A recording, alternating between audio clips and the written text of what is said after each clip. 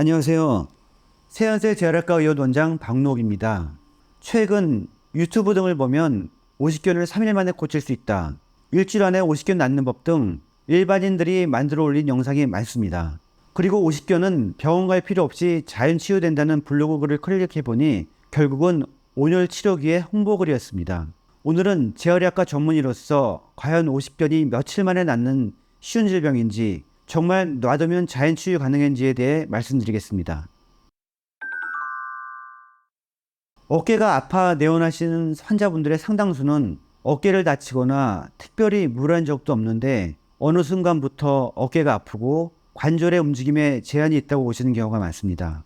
환자분들은 통증이 있으면서 관절이 굳는 질환을 흔히 오십견이라고들 많이 이야기하시는데요. 원인은 알려진 것만 해도 수십 가지가 넘습니다. 우리가 반복적으로 어깨를 무리해서 쓰거나 다치면 어깨를 둘러싼 관절막에 염증이 생기는데, 이런 염증 후에 생긴 섬유화가 오십견의 주 원인입니다. 이외에도 당뇨나 갑상선 질환이 있을 때 훨씬 더 잘 생기기도 하고, 노화로 인해 정상적으로 어깨 힘줄 및 인대가 퇴화되어 그로 인한 관절막이 섬유화되면서 생기는 경우도 있습니다. 어깨 관절은 움직임이 전후 좌우 매우 자유로운 만큼 어깨뼈와 팔뼈가 닿는 부분이 전 면적의 25% 미만으로 매우 적은 부분만이 맞닿아 있습니다. 이렇기 때문에 움직임에서는 자유로운 이점이 있지만 반대로 매우 불안정한 상태로 있는 관절입니다.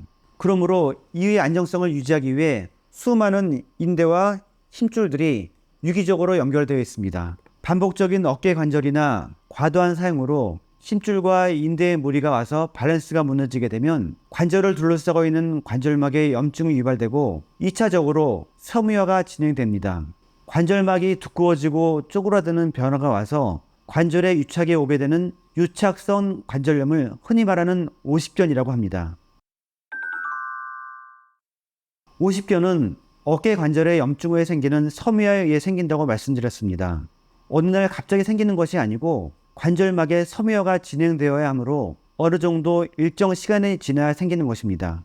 오십견이 진행되면 처음에는 팔을 뒤로 하는 외회전하는 동작에서 아프기 시작합니다. 밤에 잠잘 때 아픈 쪽으로 누우면 통증이 더 심해지기도 하고, 심하면 자다가 깨기도 합니다. 초기 3개월에서 6개월 통증기가 가장 극심하게 아프며 어깨 관절의 섬유화가 진행되면서 어깨가 굳기 시작합니다. 대부분 평균 1년에서 3년 정도 불편함을 주며 발병 후 6개월에서 1년 사이의 동결기가 움직임이 가장 힘든 시기입니다. 동결기 이후 길게는 2년간의 융해기로 들어가는데, 이때 관절이 풀리고 관절 운동 범위의 회복이 일어납니다. 이 기간이 되면 통증도 줄고 움직임이 좋아져 완치되었다고 착각하시는 분들이 있습니다. 심지어 통증기에 너무 심한 고통으로 조금 수월한 동결기에 나았다는 느낌을 받으시는 분도 계신데요.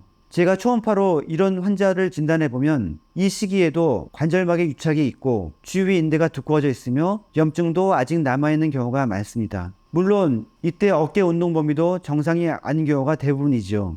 그러나 관절 자체 섬유화가 원인이 아닌 인대나 힘줄의 원인에 의한 통증이 있을 때, 관절에 섬유화가 없는데도 환자가 통증으로 팔을 잘 못 쓸 때 이를 오십견으로 착각하는 경우가 많습니다. 이런 경우 정확히 진단 후 원인 치료를 해주면 관절에 섬유화가 되기 전에 완치를 할 수 있으므로 2주 이상 통증이 지속되거나 밤에 잘 때 아픔이 심해진다면 반드시 병원에 내원하셔야 합니다.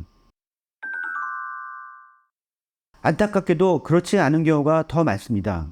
오십견은 어깨 관절 자체 문제뿐만 아니라 그 주위의 인대, 힘줄, 신경 등의 원인 치료를 반드시 해주어야 빠르고 완전한 효과를 볼 수 있습니다. 오십견을 치료한 이후에도 약 20에서 50%의 환자가 어깨 운동 범위와 제한과 같은 후유증이 나오며 통증이 계속 지속되는 만성으로 이어진다고 합니다. 또한 갑상선이나 당뇨병 등과 같은 질환과 연관이 있다면 이런 기저질환들에 대한 관리가 무엇보다 중요합니다. 오십견이 시작되는 초기에는 가벼운 스트레칭을 통해 증상이 좋아지기도 합니다. 이러한 이유로 오십견은 스트레칭만 하고 그대로 두면 저절로 낫는다는 속설이 생겨나게 된 것 같기도 합니다. 어느 정도 오십견이 진행된 환자의 대부분은 스트레칭을 하고 싶어도 극심한 통증 때문에 어깨를 움직이는 것 자체가 불가능한 경우도 많고, 오히려 이때 억지로 팔을 움직이거나 꺾으면 2차적인 손상이 와 오히려 병을 악화시킬 수 있습니다.